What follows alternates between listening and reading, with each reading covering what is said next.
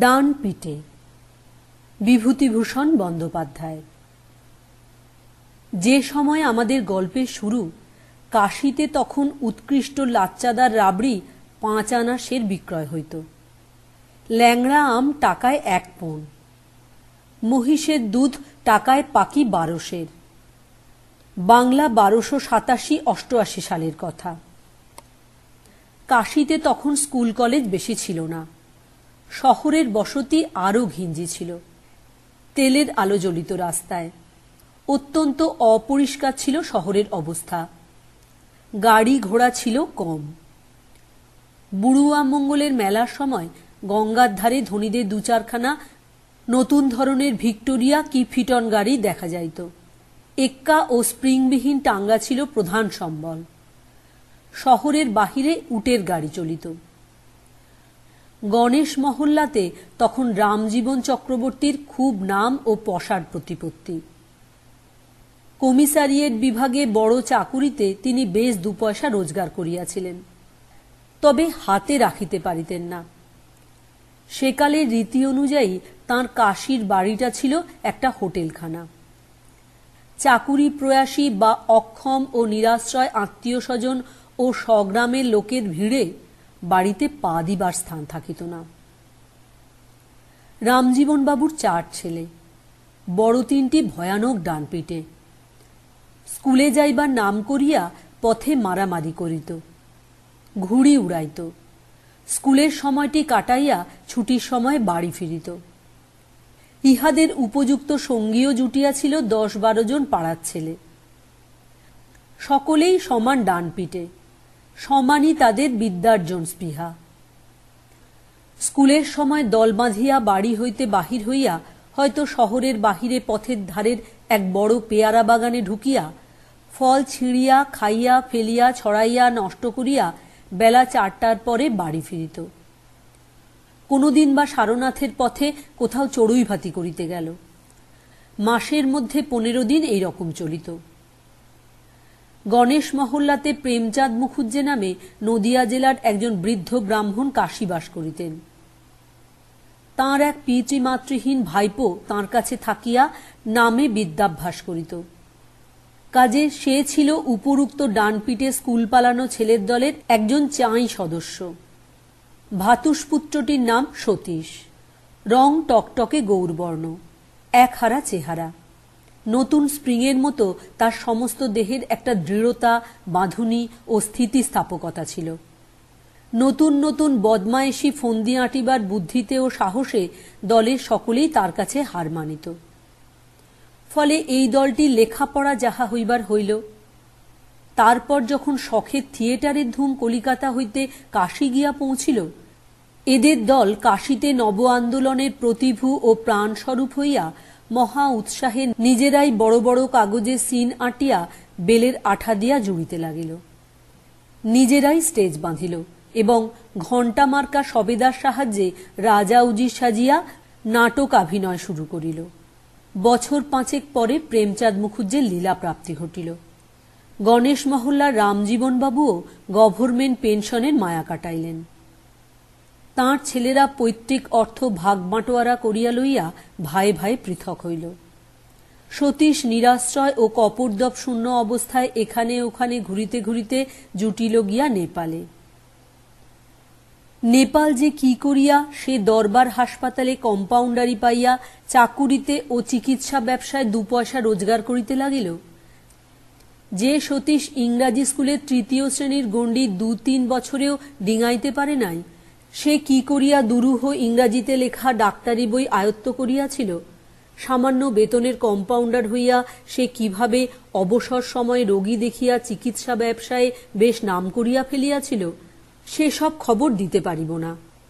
কিন্তু প্র্যাকটিসে সে বাস্তবিকই সুনাম অর্জন করিল।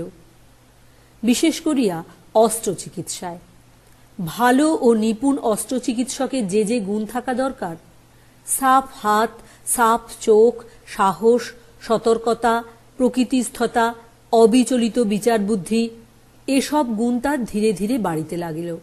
সঙ্গে সঙ্গে পসারও।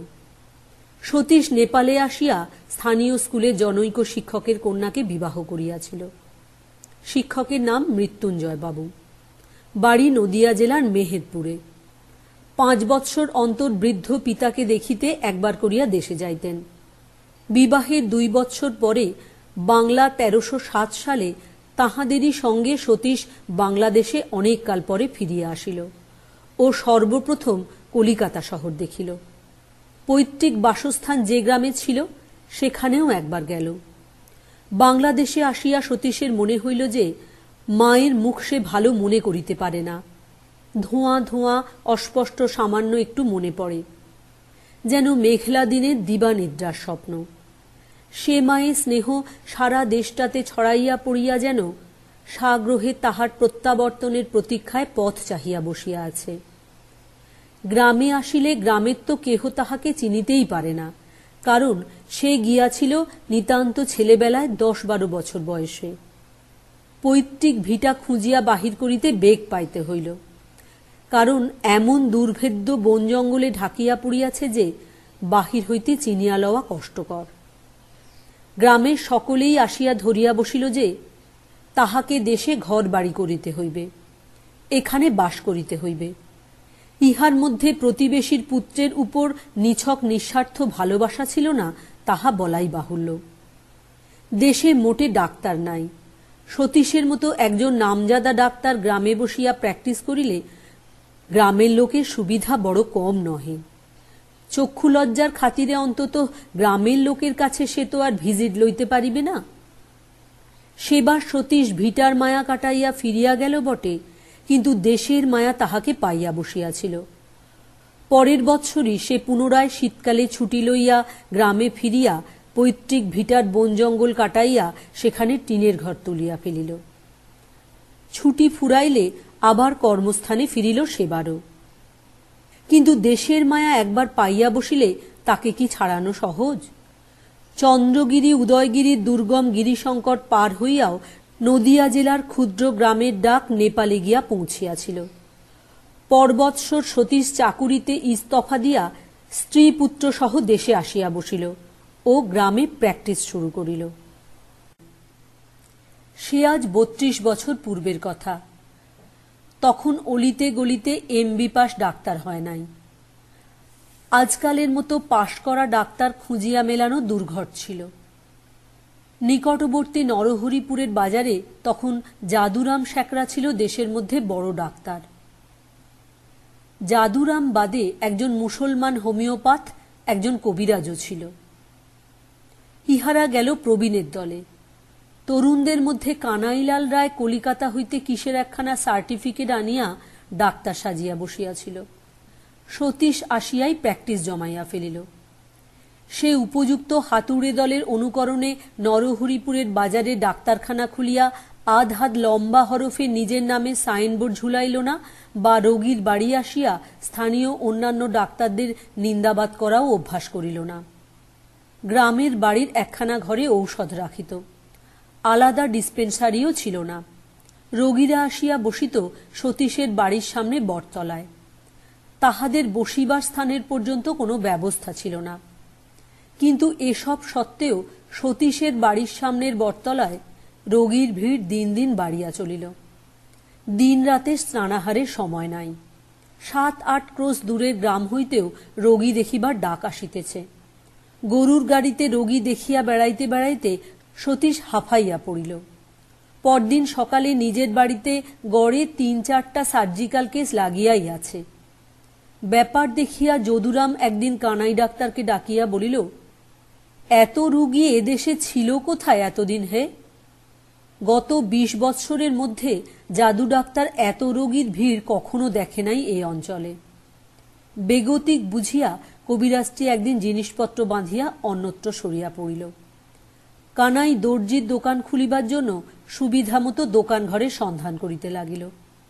জাদু শেখরার অন্য কোনো উপায় ছিল না এ বয়সে। আগেকার 2-5টা বাঁধা পুরনো ঘর ও পূর্ব সঞ্চিত সামান্য কিছু টাকার জোরে কোনো রকমে টিকিয়া রহিল মাত্র। সতীশের 2টি ছেলে ও ছোট একটি মেয়ে। মেয়েটির হঠাৎ একদিন ভয়ানক জ্বর হইয়া পড়িল। নিজের বাড়িতে নিজে চিকিৎসা করা যায় না বলিয়া সতীশ যদুরাম শেখরাকে ডাকাইল। যদুরাম দেখিয়াই বিষণ্ণ মুখে বলিল, তাই তো মুখুজ্জে মশায়, এ তো ভয়ানক রোগ। আপনিও বোঝেন, আমিও বুঝি, এ রোগ তো এখানে সারবার নয়। এখন অন্য সবাইকে তফাৎ করুন, ছোঁয়াছুঁই না হয়। ডিপথিরিয়া বড় সাংঘাতিক ব্যাপার কিনা। যদুরাম প্রাণপণে কদিন দেখিল, কিছুই করা গেল না। তৃতীয় দিনে মেয়েটি মারা পড়িল। এই ব্যাপারের পর হইতে সতীশের স্ত্রীর সামান্য মস্তিষ্ক বিকৃতি ঘটিল। আপন মনে বকুনি ইহাই দাঁড়াইল উপসর্গ, নয়তো অন্য সব দিকে কোনো অপ্রকৃতিস্থতার চিহ্নও নেই। সংসারের কাজকর্ম, স্বামী পুত্রের যত্ন, কিছুরই মধ্যে কোনো ত্রুটি নাই। সতীশ বড় দমিয়া গেল। হাতে পয়সার জোর ছিল। কিছুদিন প্র্যাকটিস বন্ধ রাখিয়া এখানে ওখানে ঘুরাইয়া আনিল সকলকে। পূর্ববঙ্গে শ্বশুর বাড়ি গিয়া রহিল কিছুদিন। কলিকাতায় আসিয়া ডাক্তার কবিরাজ দেখাইল। তখনকার মতো উপশম না হইল যে এমন নয়, কিন্তু দেশে আসিয়াই যথা পূর্বং তথা পরং। বড় ছেলেটির বয়স 12। সে 3 ক্রোশ দূরবর্তী রামনগরের হাই স্কুলের বোর্ডিংয়ে থাকিয়া পড়াশোনা করিতেছিল। ছোট ছেলেটিকেও এবার সতীশ সেখানে রাখিয়া দিল। এসব বাংলা 1312 সালের কথা। তারপর যেমন অন্য 5 জন মানুষের দিন যায়, সতীশের দিনও তেমনিভাবে যাইতে লাগিল। রোগী দেখা, টাকা রোজগার, সংসার প্রতিপালন। ছেলেরা বড় হইল। বড় ছেলেটির নাম বিনয়। সে ISC পাশ করিয়া মেডিকেল কলেজে ডাক্তারি পড়িতে লাগিল। সতীশ পুত্রবধূর মুখ দেখিবার জন্য এই সময় তাহার বিবাহও দিল। ছোট ছেলে তখনও স্কুলের ছাত্র। সে তার দাদার চেয়েও মেধাবী ও সুবুদ্ধি। ইতিমধ্যে নানা স্থান হইতে তাহার বিবাহের সম্বন্ধ যাতায়াত করিতেছিল। এসব গেল বাহিরের ব্যাপার। সতীশের মনের বড় অদ্ভুত পরিবর্তন হইতে লাগিল ধীরে ধীরে। 15-16 বৎসর ধরিয়া সে এই গ্রামে এবং পার্শ্ববর্তী অঞ্চলে ডাক্তারি করিতেছে। এই 15-16 বৎসরের জীবনে নিতান্ত একঘেয়ে রোগী দেখা, খাওয়া, ঘুমোনো, ভূষণ দাঁত দোকানে বসিয়া মাঝে মাঝে গল্প গুজব, সংসারের বাজার হাট করানোর ব্যবস্থা করা দিনের পর দিন, মাসের পর মাস, বৎসরের পর বৎসর, একঘেয়ে এক রকম জীবনধারা। বৈচিত্র্য নাই, পরিবর্তন নাই, নতুনতর অনুভূতির কোনো আসিবার পথ নাই কোনো দিক দিয়া। কিন্তু সতীশ এ বিষয়ে খুব সচেতন নয়। জীবনে তেমন আর আনন্দ নাই এ কথা এক আধবার তাহার মনে যে না উঠিয়াছে এমন নয়, কিন্তু এ লইয়া ভাবিতে সে বসে নাই কখনো, ভাবিবার সময়ও পায় নাই। কিন্তু ক্রমে এ কথাটা তাহার মনের মধ্যে উঁকি মারিতে লাগিল। হয়তো নিস্তব্ধ দুপুরে বিলের পাশের পথ দিয়া গরুর গাড়িতে আরামে সে ভিন গাঁয়ে রোগী দেখিতে চলিয়াছে। মাঠের ধারে ধারে ঘুঘু পাখির ডাকে কিংবা বিলের গভীর জলে বাগদি ছেলে ডোঙা চড়িয়া মাঠ ধরিবার দৃশ্যে সে দেখিত সে হঠাৎ অন্যমনস্ক হইয়া কাশিতে যাপিত বাল্য জীবনের কথা ভাবিতেছে। রাম রাম সাহু হালুইকরের দোকানে লক্ষ্মী বলিয়া সেই মেয়েটি থাকিত। এতকাল পরেও তার সে গলার সুমিষ্ঠ সুর যেন প্রাণে লাগিয়া আছে। একবার সে, রামজীবন, বড়বাবুর ছেলে বাদল, তাঁর ভাগ্নে নরু, 3 জনে জঙ্গম বাড়ির 12 আসরে সিদ্ধি খাইয়া কি কাণ্ডটাই করিয়াছিল। নেপালে একবার কর্নেল শমসের জঙ্ক রানা বাহাদুরের কন্যার বিবাহেতে নিমন্ত্রিত হইয়া গিয়াছিল। গিয়া দেখিল খাওয়া দাওয়ার ব্যবস্থা নাই। একটা মোড়কের মধ্যে মশলা ও সুপারি, আর একটা মোড়কে 5টি টাকা। সতীশ কর্নেল বাহাদুরের দেওয়ানকে বলিল, টাকা কিসের? নিমন্ত্রিত হয়ে এসে টাকা নেওয়া আমরা অপমানজনক মনে করি। দেওয়ান বলিল, এখানে এই নিয়ম, না নিলে কর্নেল চটতে পারেন।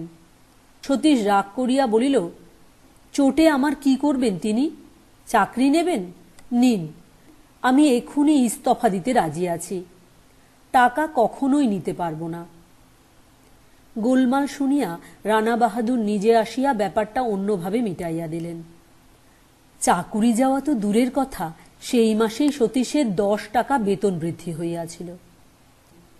গত 15 বৎসর ধরিয়া সতীশ তো অনবরত সকলের কাছে কাশী আর নেপালের গল্প করিয়া আসিতেছে, তাহার সমবয়সী লোকেদের কাছে, দেশের বন্ধুদের কাছে, রোগী ও রোগীদের আত্মীয় স্বজনের কাছে।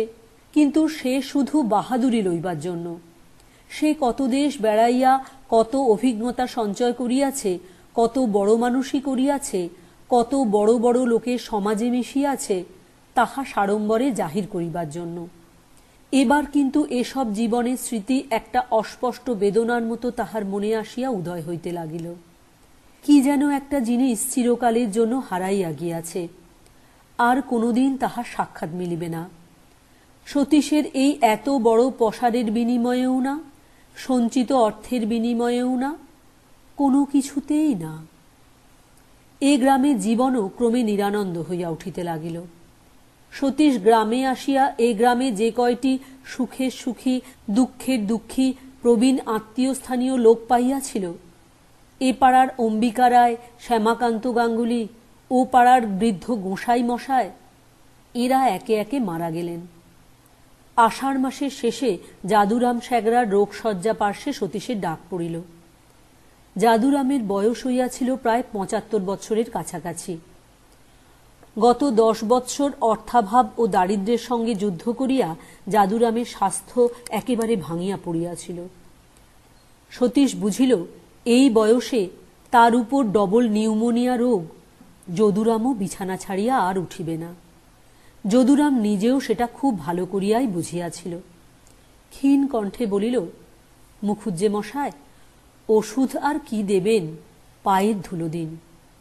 একটা কথা বলি, নাতিটার উপায় করতে পারলাম না। দুটো ছেলে মারা গেল, ওইটুকু বংশের মধ্যে শিবরাত্রি সলতে, ওকে আপনার চরণে দিয়ে গেলাম। কম্পাউন্ডারিতে ভর্তি করে নেবেন আপনার ডাক্তারখানায়। বছর 3 দেখে শুনে শিখলে তবুও অন্য চাষা গাঁয়ে গিয়ে হাতুড়েগিরি করেও দুটো খেতে পারবে। সতীশের চোখ জলে ভরিয়া আসিল ভগ্ন হৃদয় বৃদ্ধ চিকিৎসকের অন্তিম শয্যা পার্শ্বে বসিয়া। সে আশ্বাস দিল, এ বিষয়ে তাহার দ্বারা যতদূর সাধ্য সে করিতে ত্রুটি করিবে না। যদুরাম এমন পয়সা রাখিয়া যায় নাই যাহাতে তাহার শ্রাদ্ধের খরচ নির্বাহ হইতে পারে। সতীশ নিজে শ্রাদ্ধ সংক্রান্ত যাবতীয় ব্যয়ভার বহন করিল। নাতিকে নিজের ডাক্তারখানায় আনিয়া কাজ শিখাইতে লাগিল। খুচরা কিছু দেনা ছিল বৃদ্ধের, তাহাও একরূপ সাময়িক মীমাংসা করিয়া দিল। এই সময় সতীশের নিজের সময়েরও পরিবর্তন দেখা দিল। ছোট ছেলের কলেজের খরচ, বড় ছেলের ডাক্তারি পড়ার খরচ, এদিকে কি জানি কেন রোগীর সংখ্যা কমিতেছে। স্থানটা কি হঠাৎ স্বাস্থ্যনিবাস হয়ে উঠল নাকি? সঞ্চিত অর্থে ক্রমশ হাত পড়তে লাগিল, এবং সাধারণত যাহা ঘটিয়া থাকে, একবার সঞ্চিত অর্থে হাত যখন পড়িল, সে হাতকে আর গুটানো গেল না। বৎসরের পর বৎসর ক্রমশ খরচ বাড়িয়াই চলিয়াছে, আয় তেমন নাই। হাতের টাকা নিঃশেষ হইতে এ অবস্থায় কতদিন লাগে। সতীশ অমানসিক পরিশ্রম করিতে লাগিল। আর 2 বছর, বিনয় মানুষ হইলে আর কিসের ভাবনা। এ অঞ্চলে MB পাশ করা ডাক্তার কটা আছে? কখনো যেসব গ্রামে 10 টাকা ভিজিটের কমে সতীশ যায় নাই, এখন 4 টাকা লইয়াও সেখানে যাইতে হইতেছে। নিজে দুধ খাওয়া ছাড়িয়া দিল, বাড়ির চাকরকে জবাব দিল। খরচ কম পড়িবে বলিয়া স্ত্রী ও পুত্রবধূকে কলিকাতায় পাঠাইয়া ছেলেদের বাসা করিয়া দিল। নিজে দেশে হাত পুড়াইয়া রাঁধিয়া খাইয়া এবং সারাদিন টো টো করিয়া গ্রামে গ্রামে রোগী দেখিয়া যাহা পায়, প্রতি সপ্তাহে কলিকাতার বাসাতে বিনয়ের নামে মনি অর্ডার করে।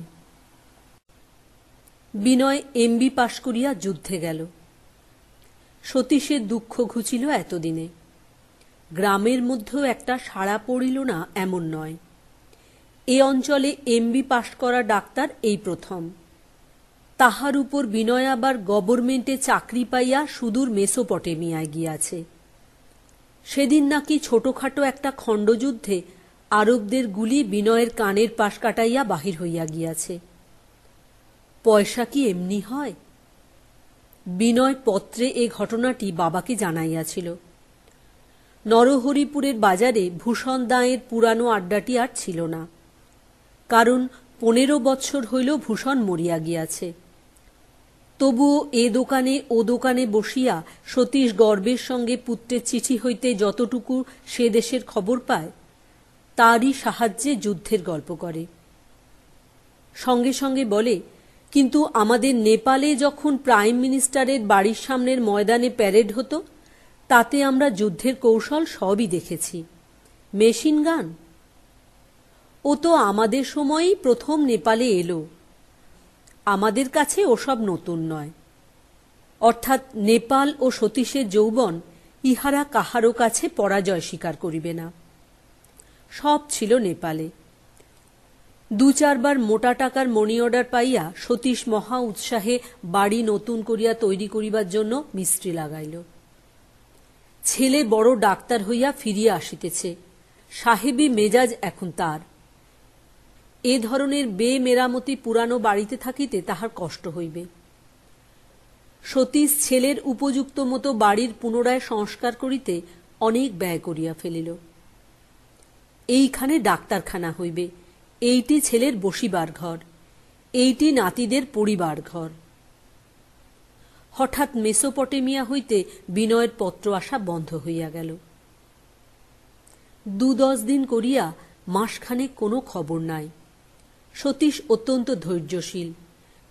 সে নিজে অটল থাকিয়া স্ত্রী ও পুত্রবধূকে নানা মিথ্যা স্ট্রোক বাক্যে ভুলাইয়া রাখিবার চেষ্টা করে। ক্রমে গ্রামময় গুজব রটিয়া গেল, বিনয় আর নাই, যুদ্ধে মারা পড়িয়াছে। বিনয়কে গ্রামের সকলেই ভালোবাসিত। তাহার সুন্দর চেহারা ও মধুর ব্যবহারের গুণে বিনয়কে কেহ পর ভাবিত না। এ দুঃসংবাদে চোখের জল ফেলিল না এমন লোক নাই গ্রামে। সতীশের সহ্য করিবার শক্তি দেখিয়া সকলে অবাক হইয়া গেল। তাহার মুখে একদিন কেহ দুর্বল কথা শুনিল না, চোখে জল দেখা তো দূরের কথা। জ্যৈষ্ঠ মাস, ভীষণ গরম। মুখুজ্জে বাড়ির তেঁতুলতলার সামনে একখানা ভাঙা গরুর গাড়ির উপর বসিয়া পাড়ার নিষ্কর্মা যুবকেরা আড্ডা দিতেছে। এমন সময় সাইকেলে মোড়ের মাথায় সাহেবী পোশাকে কাহাকে আসিতে দেখা গেল। বিনয়! মুখুজ্জে গিন্নি স্নানান্তে শিব পূজা করিতে বসিয়াছিলেন। পূজা ফেলিয়া ছুটিতে ছুটিতে পথের ধারে আসিলেন, অর্থাৎ তাহার পায়ের বাতের দরুন যতটুকু ছোটা তাঁর পক্ষে সম্ভব হয় ততটুকু বেগে। বিনয়কে বুকের মধ্যে জড়াইয়া কাঁদিয়া ফেলিলেন। যুবকেরা সকলে বলিল, আচ্ছা ভয় দেখিয়েছিলেন বিনয়দা, বেশ যা হোক। বিদ্যুৎ বেগে গ্রামের সর্বত্র বিনয়ের প্রত্যাবর্তনের সংবাদ প্রচারিত হইবার সঙ্গে সঙ্গে সতীশ ডাক্তারের বাড়ির উঠানে সব পাড়ার লোক ভাঙিয়া পড়িল। বিভিন্ন পাড়ায় সেদিন সন্ধ্যায় গ্রামের মেয়েরা হরির লুট দিল। বিনয় যুদ্ধ হইতে আসিয়া প্রথম প্রথম গ্রামেই বসিয়াছিল, তারপরে সে মহকুমায় গিয়া বসিয়াছে। এত পসার এ অঞ্চলে কোনো ডাক্তারের কেহ কখনো দেখে নাই। সতীশও ডাক্তারি করিত স্বগ্রামেই, কিন্তু ছেলে আসিবার সঙ্গে সঙ্গে তাহার পসার কমিয়া গেল। সবাই বিনয়কে চায়, সতীশকে কেহ বড় একটা ডাকে না। সে সকলকে গর্বের সঙ্গে বলে, তা তো হবেই, বিনয় এসেছেন। অত বড় ডাক্তার, আমরা তো সেকেলে কোয়াক, ওদের কাছে কি আমরা? পরাজয়েরও সুখ আছে, গর্ব আছে। সতীশ একদিন হঠাৎ আবিষ্কার করিয়া ফেলিল, সে বৃদ্ধের দলে পড়িয়া গিয়াছে। গণেশ মহল্লার সে ডানপিটে সতীশ ঠাসা বন্দুকের এক দাওড়ে অসিঘাটের ওপারের চরে যে 3টা পাখি মারিয়াছিল মনে আছে? বড়ুয়া মঙ্গলের সময় আলোকিত বজরার পাশ দিয়া ডুব সাঁতার দিতে দিতে কাহাদের আলোকোজ্জ্বল বজরা।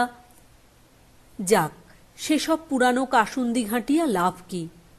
মোটের উপর সতীশকে সবাই এখন বুড়ো কর্তা বলিতে শুরু করিয়াছে, এটা সে লক্ষ্য করিল, বিশেষত বিনয় ফিরিয়া আসিবার পর হইতে। নাতিরা স্কুলে পড়ে। সতীশের ছোট ছেলে কিন্তু ভালো হইল না। সে কলেজ ছাড়িয়া দিয়া এতদিন বাড়িতেই বসিয়াছিল, এইবার দাদার ডাক্তারখানায় কম্পাউন্ডারি আরম্ভ করিল।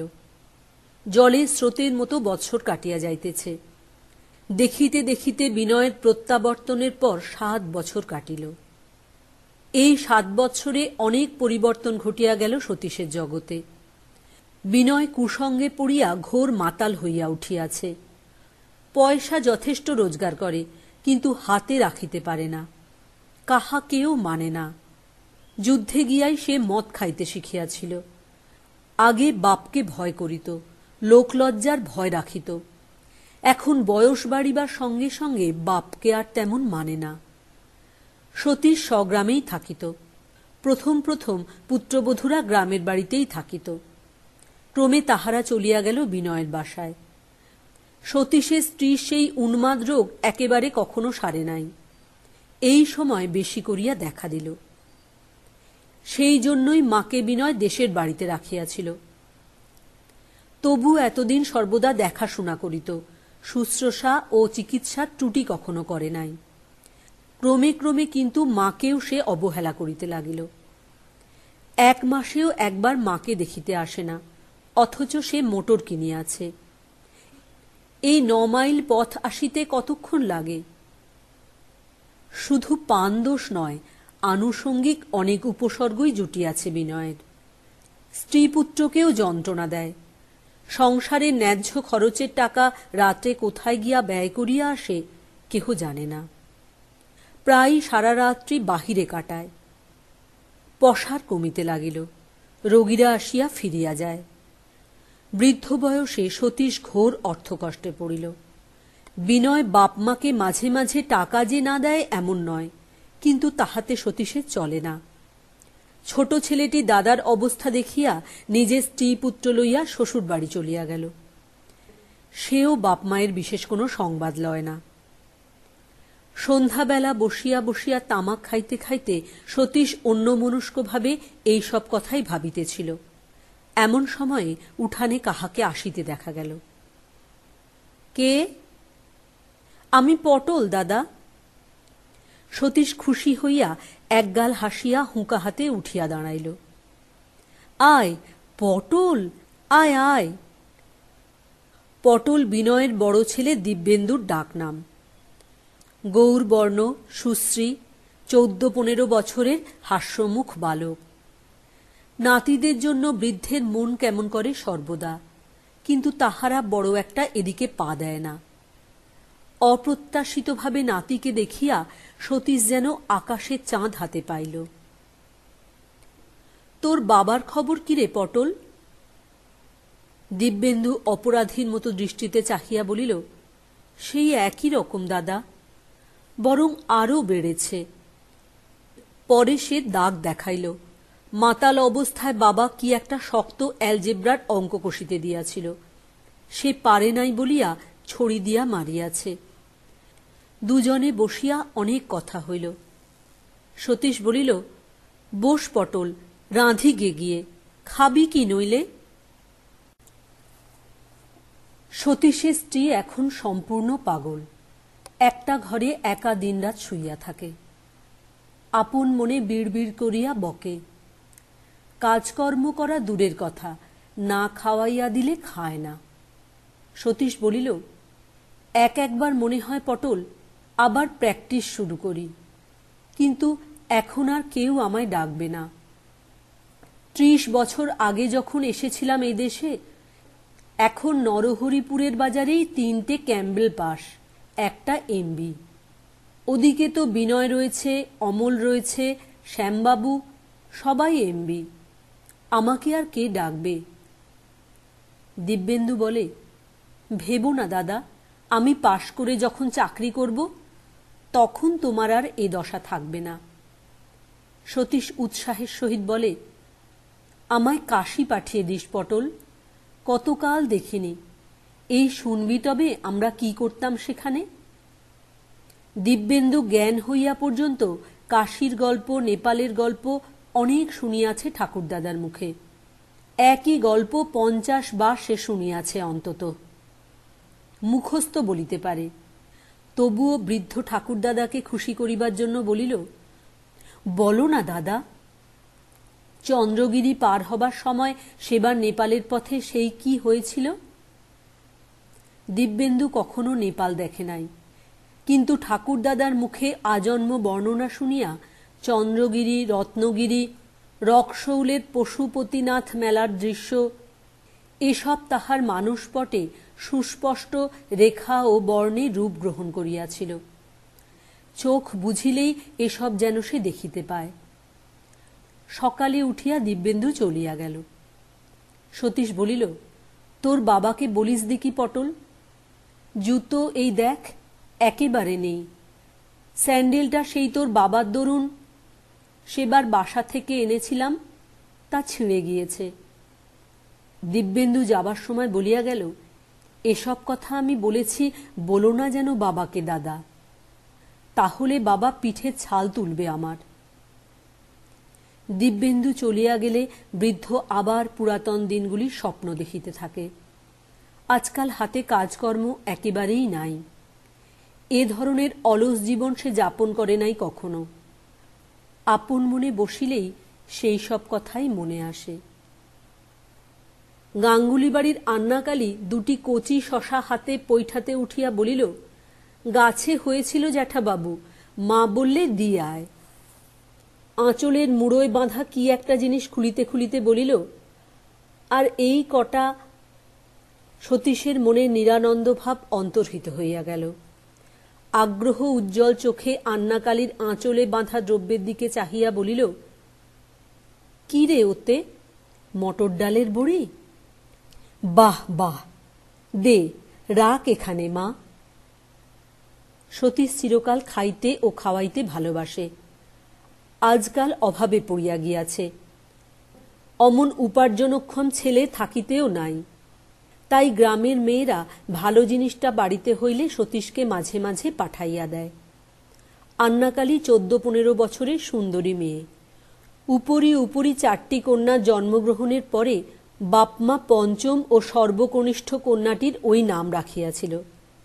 নামের সঙ্গে তার চেহারার কোনো সম্পর্ক নাই। সে হাসিয়া বলিল, আপনার হাতের সেই কলাইয়ের ডাল রান্না কখনো ভুলব না জ্যাঠাবাবু। মেয়ে মানুষে অমন রাঁধতে পারে না। সতীশ খুশি হইয়া উজ্জ্বল মুখে বলিল, কবে খেলি রে আন্না? আন্নাকালী ঘাট দুলাইয়া বলিল, বা রে, এই তো ভাদ্র মাসে অরন্ধনের দিন। তারপর ঘরের দিকে চাহিয়া বলিল, জ্যাঠাইমা কেমন? ওই একরকম, ওর আবার ভালো আর মন্দ।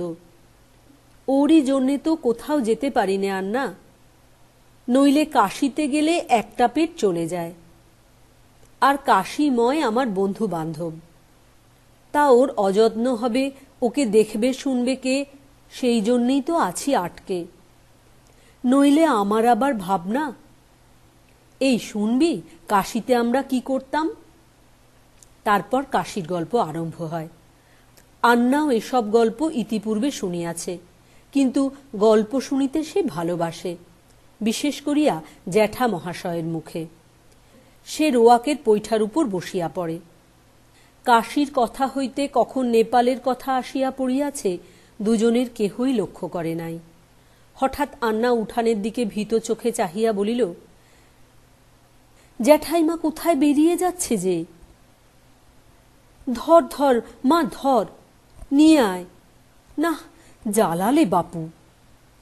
আন্না দৌড়িয়া উঠিয়া গিয়া শীর্ণ দেহ, রুক্ষ কেশ, বকুনিরত জ্যাঠাইমার হাতখানা খপ করিয়া ধরিয়া ফেলিয়া বলিল, এসো জ্যাঠাইমা, কোথায় যাচ্ছ? এসো, একেবারে ঘরের মধ্যে নিয়ে যা মা। না, আমার হয়েছে যত বিপদ। তা আন্না, কলাইয়ের ডাল রাঁধব এখন মা, আজ দুপুরে আমার এখানে দুটো খাস এখন। পরের বছর হইতে বিনয়ের পসার একেবারেই কমিয়া গেল। 10-12 বছর আগের ব্যাপার আর ছিল না। এখন এক মহকুমা টাউনের উপর 3 জন এমবি। পানদোষ ও উচ্ছৃঙ্খলতার জন্য ভদ্র গৃহস্থের বাড়িতে তাহাকে কেহ আজকাল ডাকে না। তাছাড়া রোগীরা আসিয়াও ডাক্তারের দেখা পায় না। তাহার পর দেখা দিল পৃথিবীব্যাপী মন্দা। পাটের বাজার একেবারে পড়িয়া গেল। রোগ হইলেও আর লোকে ডাক্তার দেখাইতে পারে না। বিনয় মহা অর্থকষ্টের মধ্যে পড়িল। সে লোক খারাপ নয়, হাতে পয়সা থাকিলে যতক্ষণ খরচ করিতে না পারে ততক্ষণ তাহার মনে শান্তি হয় না। উদার দিলদরিয়া মেজাজের মানুষ। বাবাকে সে ইচ্ছা করিয়া যে অবহেলা করে তা নয়। বাবা এত ঘনিষ্ঠ, এত সুপরিচিত যে তাহার সম্বন্ধে সে কোনো খেয়ালই করে না। সতীশ মুখ ফুটিয়া কখনো ছেলেকে জানায়ও নাই তাহার অসচ্ছলতার কথা, পাছে ছেলেকে বিব্রত হইতে হয়। এই অবস্থায় একদিন বিনয় পিতার সহিত দেখা করিতে আসিল। সতীশ অপ্রত্যাশিতভাবে ছেলেকে দেখিয়া মহা ব্যস্ত হইয়া উঠিল। সারা বাড়ির মধ্যে একখানা চেয়ার কি টুল পর্যন্ত নাই। ছেলেকে বসিতে দেয় কিসে যে? বিনয় বলিল, থাক বাবা থাক, আমি এই যে বেশ বসেছি। সতীশ ব্যস্ত সুরে বলিল, উফ, ঘেমে একেবারে। দাঁড়াও, একটু চা করে আনি। ভাড়াটে মোটরে এলে কেন? তোমার গাড়ি কোথায়? ইঞ্জিন খারাপ হয়ে গেছে, মেরামতের জন্য 1 মুঠো টাকা দরকার। হাতে পয়সা কোথায়? কাজেই গাড়ি গ্যারেজে পড়ে। পটল কোথায়? কলকাতাতেই আছে।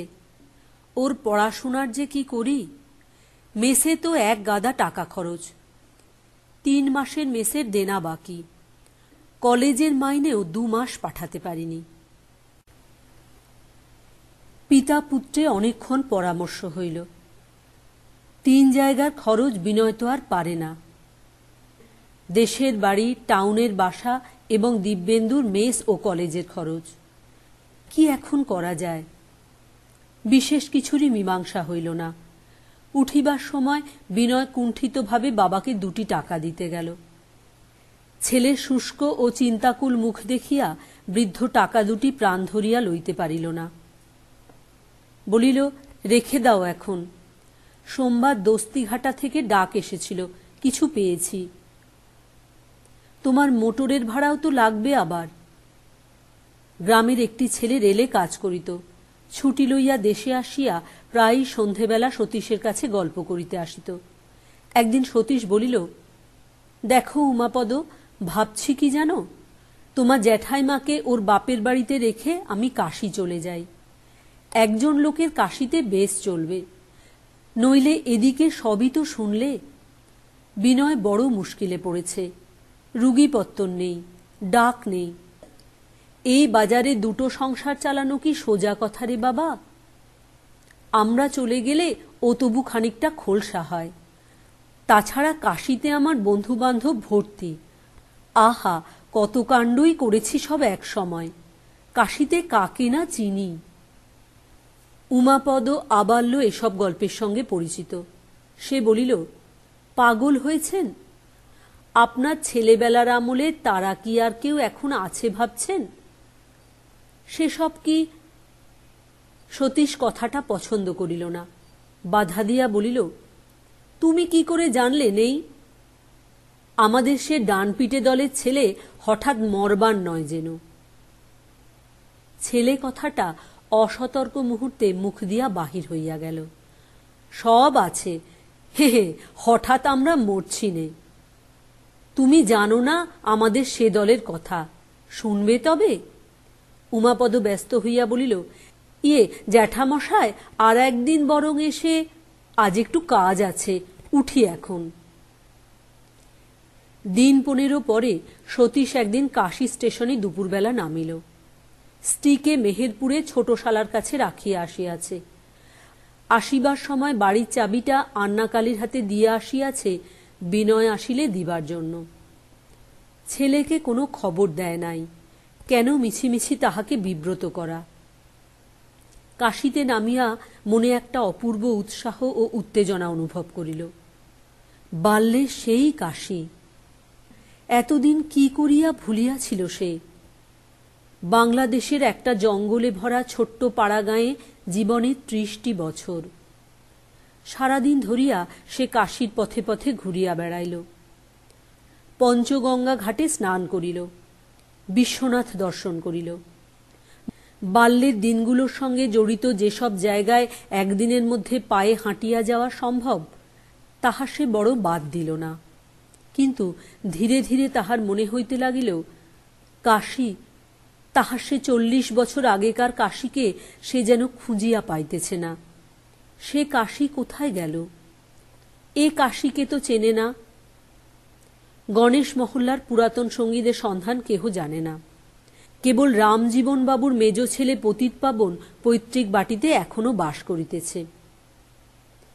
পতিতপাবন সতীশকে দেখিয়াই চিনিতে পারিল। বলিল, সতীশদা, তোমার চেহারা তো এখনো বেশ আছে। আমারও ধরো এই 62 হল। আমি তোমার চেয়ে বুড়ো হয়ে গেছি। মানে অম্বলের অসুখে আমার। এতদিন ছিলে কোথায়? নানা পুরাতন দিনের গল্প হইল।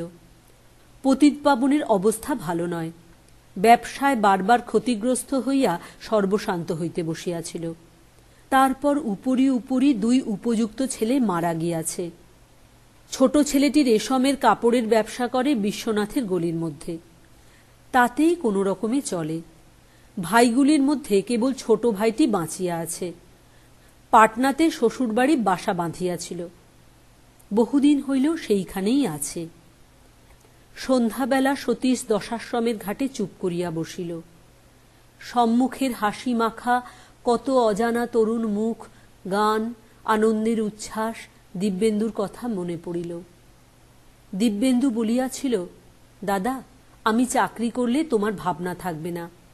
দিব্যেন্দু জানে না যে তাহার দাদা লুকাইয়া কাশী চলিয়া আসিয়াছে।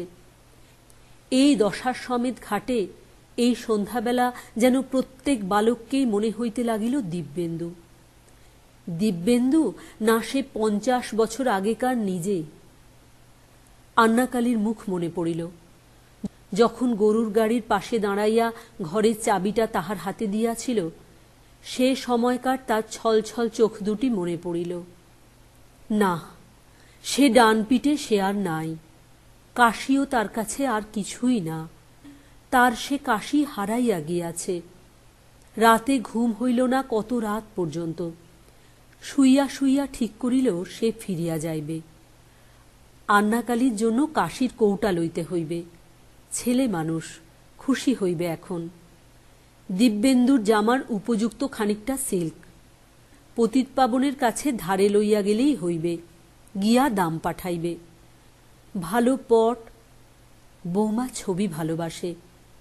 কিন্তু সকালে উঠিয়াই সে পতিতপাবনকে বলিল, তুমি একটা উপকার করো ভাই আমার। তোমার এখানে আর কদিন থাকবো? তুমি একটা বাজার সরকারি গোছের কাজ জুটিয়ে দাও দেখি আমায়।